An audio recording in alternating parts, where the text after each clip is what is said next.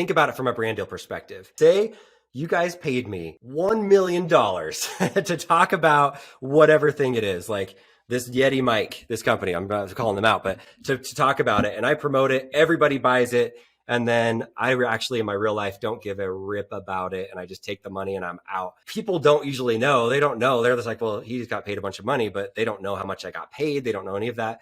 With the blockchain, it's really cool because when you have like these pump and dump schemes with these creators that go out there, influencers that are hyping this up, you can go into their public wallet and see exactly what they did. And so they're getting called out. They know exactly how much they got paid. They know if they got the thing for free, and they know when they sold the thing. And so it's kind of nice because the blockchain makes it so transparent that, yeah, some people are getting busted for it right now, but their reputation is in a way toast in this space. Like they're not going to be able to do another, let me talk about this specific NFT because people know, oh no, they're scammers. Disruption. Also excited about NFTs. And that's actually an area where I'd love you to, dive into from your perspective, because you've been a very successful investor with NFTs.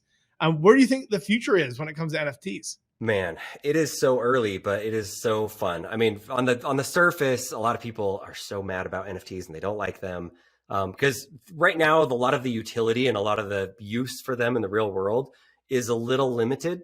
It's kind of like when you dig deep into it and you see it, it has a lot of the same feels as what YouTube used to have back in the old days, maybe before the partner program. I know one of my NFT friends, I'm going to LA with them on Thursday to meet with one of our favorite NFT projects, the Atom Bomb Squad, like the founder of that. But Shay Carl Butler, yeah. like he was one of the founders of YouTube, or like YouTube creator side of things back in the day. And he was telling me, I mean, he ended up selling his company to Maker. And then he's kind of in a way been like retired for a little bit. He owns a ski resort now in Pocatello, Idaho. One of his first brand deals was actually with us. That's awesome. So he's such a good guy. And he was telling me the other day, he's like, I have not had this same feeling about technology or the future of excitement about anything other than when I was with YouTube and now right now with this NFT space.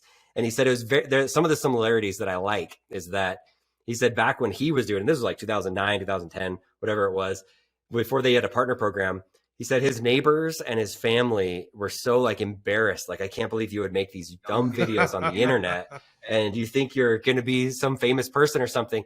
And it was kind of like a really negative vibe. And it wasn't until like 3 or 4 years later, once it became more mainstream and people realized, oh, this is a legitimate job. These guys do have influence. They're selling products for companies. They're building their own brand. And all those same people that were skeptics kind of wanted to come to him and learn about it. And that feels very similar to right now with NFTs, because once you dig deep into it, all of a sudden, like a day feels like a week because you're just learning so much about it and seeing the potential and the possibilities of it. And it feels very similar. So I'm excited to see what brands do with it. I know Susan with YouTube recently had like a big meeting with all the employees, all hands on deck, to be like, we got to figure out how to work NFTs into this system. And the problem, I would say, is that there are a lot of people that are trying to learn and they're launching their NFT projects and they're not very good. And then people invest into them and they lose their money. And then it's like, oh, why did I just do that? And so that's kind of like my first thing I say to people, like, don't go put money into NFTs that you can't afford to lose potentially, because it is kind of like the stock market in 1999, which I remember because I was invested in some of those. A lot of the companies ended up failing and a lot of them ended up taking off and doing well. But I'm excited from the creator side of it to see who can add value and give access to their life. I know Logan Paul is dropping his own NFT project right now. He went and took a Polaroid camera and took a picture every day with a Polaroid camera, which is interesting. Like his brother, when he's in the fight, he's right there in the ring taking a picture during the fight. And now he's taking those pictures and minting them as NFTs, and you can like buy those. And then what's cool is once you own that down the road, it gives you access. He can add on top of it to be like, all right, who wants to come with me to you own the one from my brother's fight. How about you get front row tickets and you get to sit with me because you own that NFT? And so it's a really cool way for creators to give access to their fans, or to be able to say, like for musicians or even for YouTube creators, I have this video. I have 5 NFTs that are based off of this video. Like imagine MrBeast, like one of his videos where he goes and buries himself and he gets like hundreds of millions of views. But what if he did an NFT that people could invest in, and then 50% of the revenue of that video gets divided up among the people that only hold that NFT, musicians are doing it right now. They're launching songs, and 50% of the streaming rights go to the owners of the NFTs, and that just raises the value of it. I have this wrestling belt right here behind me, and it's like Gary Vaynerchuk came to my house and we like cut open this wrestling belt. He loves wrestling. If you watch his videos, like in his studio, he's got the other half of that right above his head. And I own one of his NFTs that hopefully someday he buys the New York Jets, which he's been talking about forever. And this one's like a green one and whatever. And he's mentioned like the tie into the Jets. And he could, when he owns the Jets, take like 2% of ticket sales and divide that up among the NFT holders and add that utility on top of it. So it's been an interesting space, and there's a lot to learn. The people that we're meeting with in LA on Thursday, they own a clothing company that's been a streetwear company for 19 years in LA, one of the top streetwear companies, the hundreds. And they launched their NFT project. Like every month they're dropping clothing and selling their clothing, and I'm getting a return off of it. Like I get a gift card basically to go buy stuff at their shop because I own the NFT that they based that shirt off of. So there's interesting, it's still so early. But do you ever see a day where a bulk of your content can be uploaded into an NFT where that's where you make the majority of your revenue? I think that these platforms are realizing that. Obviously you see Meta and Mark Zuckerberg, and he's going into the metaverse and like, how can we get ahead of this? YouTube now is starting to look at that because obviously like if it's decentralized and it's its own platform that people are publishing their content, that cuts out YouTube's revenue.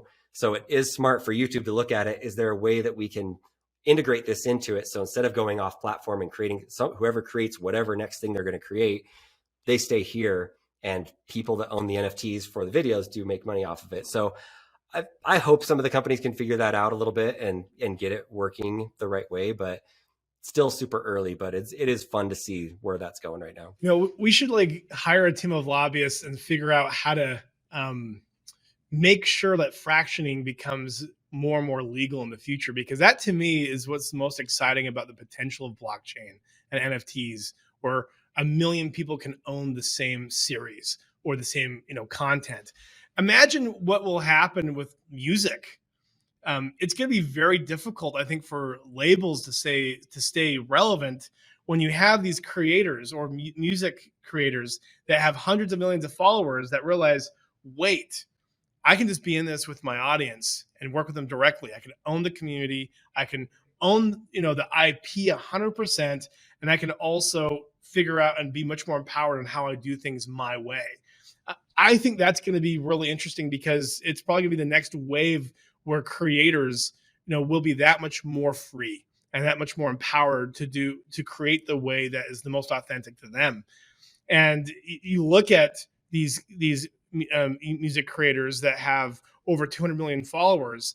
Imagine if that was, accessible to them, everything would just change. I mean, right now, everything already should change because they have way more leverage than they have ever realized, or I think that they currently realize that could just be game changing. Most of these music creators that have over 100 million followers, if they were just much more sophisticated and serious about making video content on an ongoing basis and optimizing that, they could be some of the biggest content creators that exist. They really could. And your point is an important one, is that right now we're not really to the point in the United States, at least, for the legal structure to be there for them to be able to really fractionalize ownership of different things and give them straight cash for stuff.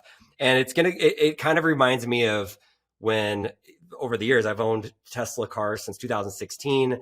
I watched Elon Musk like almost go bankrupt, Tesla being 2 weeks from bankruptcy. Like it almost happened. And one of the big obstacles that they had is that they're trying to get their franchises in certain states. They still can't in some states because there's the lobbyists from the unions. They're not part of a union. They also are going against like the big Ford, GM, these Detroit companies, and you've got the local franchises in every state that's tied in, big lobbyists to the state legislatures, and they're paying these guys to put up these roadblocks.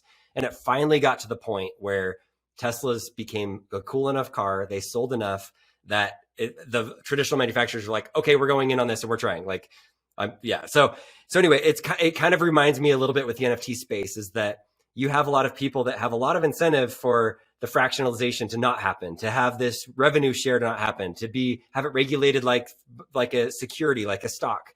And like they're going to be lobbying and talking to their government, where the people that really want this NFT side of it, or NFT or cryptocurrency to be like decentralized and not have some of the reaches, they're not as strong and as powerful and in the pockets of some of the legislatures, and their story's not really getting out as much. And so I know Andrew Yang has been talking about this a lot. He's going on Twitter Spaces on people's podcasts talking about, here's what you can do. You need to go to DC and like educate these think tank groups that are going to be the ones that are advising these senators. You need to have them hear your voice. Otherwise, they're going to do like an uneducated, basically bias toward the bigger lobbyist side of it. So anyway, we may be a few years away from all of this stuff really coming to fruition as far as from like the legal side of things, but I definitely think it's coming in some form or fashion. So it's going to be fun to watch. Yeah, I think that would be a completely new wave of innovation that happens with art. And, when the artists are truly empowered, on their own to be able to, monetize to a level that they haven't been able to before. A lot of exciting things. Hopefully the SEC is very progressive and in navigating, their policies, and make it so like the end user and the creator end up, having the most benefit rather than, centralized, big media conglomerates. So we'll see.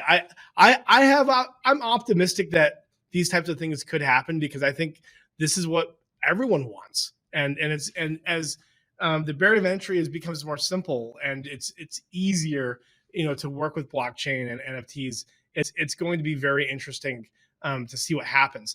One controversial question around that: have you noticed that there are a good amount of creators, and I'm not going to name any specific names, that get behind an NFT, and I think they call it pump and dump, where they go in, they get everyone to go in there and pay for it, and then they cash out and immediately sell everything out. Have you noticed that happening? Yes, and that's the great thing about this, where think about it from a brand deal perspective. Say you guys paid me $1 million to talk about whatever thing it is, like this Yeti mic, this company, I'm not calling them out, but to talk about it, and I promote it, everybody buys it, and then I actually in my real life don't give a rip about it, and I just take the money and I'm out. People don't usually know. They don't know. They're just like, well, he just got paid a bunch of money, but they don't know how much I got paid. They don't know any of that. With the blockchain, it's really cool, because when you have like these pump and dump schemes with these creators that go out there, influencers that are hyping this up, you can go into their public wallet and see exactly what they did. And so they're getting called out. They know exactly how much they got paid. They know if they got the thing for free, and they know when they sold the thing. And so it's kind of nice, because the blockchain makes it so transparent that, yeah, some people are getting busted for it right now, but their reputation is in a way toast in this space. Like, they're not going to be able to do another, let me talk about this specific NFT, because people know, oh no, they're scammers. Like, these influencers are scammers because of the blockchain. Where with this mic thing, say the company goes bust or whatever, they don't know how much I got paid for doing that. I got paid $1 million, because it's not on the blockchain, it's in my bank account. So that side of it's going to make it really interesting, where there are going to be scams. There's going to be people that promote things and sell them, but man, I think people are learning pretty quick. Don't talk about things unless, like, I think from the FCC perspective, even from YouTube videos, we get people that reach out to us all the time and are like, hey, I'm going to send you this $500 projector. Can you just make a video on it? You can have it for free. And I have to tell them, like, that's really nice of you, but whether you paid me $100,000 or the $500 for free, I have to do the same disclaimers to the internet out there. And some people, some in the NFT space, sometimes these people will airdrop and just send, like, we'll just give you like 5 of them for free. We're not going to pay you for it. But then those things are worth so much money, and they're pumping it up. It's in their bags, and they didn't even have to pay for it. And then if it does go down, I don't know what the liability is going to be like. Can you go back and sue these people for pumping something up that they didn't disclose that they got it for free? Because it is so transparent. It almost seems like you could, in a way, sue them a lot easier than some of these things where, you just, on the YouTube side, where it's just like actual dollars going places. So I don't know if that makes sense, but that is one thing I love about it, the blockchain. It creates more transparency, and that's exciting. And it's funny that you mentioned like the whole FTC scenario. A lot of, companies go out there, whether, they're blockchain companies or, a CPG or a gaming company, and they think, if you get this for free, we can have a wink and a handshake that, this is completely organic and you don't mention us. And that's actually a big problem when it comes to FTC, because whether you get it for free, whether someone pays for your flight to be at an event, you have to disclose just as boldly as if you were getting paid $1 million. And what's interesting is we have data that shows that, and this is from a long time ago, so I mean we'd have to like relook at this, but early days when you need to become more bold around FTC disclosure, we found that creators that had loyal audiences, the audiences actually really appreciated the transparency, and we actually saw better results as a result of it. We saw higher views, higher click-through rates, and conversions. And viewers understand how this world works. They grew up, on these platforms watching these creators, and transparency always wins. If anyone ever feels like you're not being genuine or authentic, and that you're trying to sneak something in there for your own benefit, that never ends well. Right. It's a good point. It's a tough thing to learn as a creator early on, because you don't want it to feel like a commercial and you're worried about all this stuff and you want it to be authentic.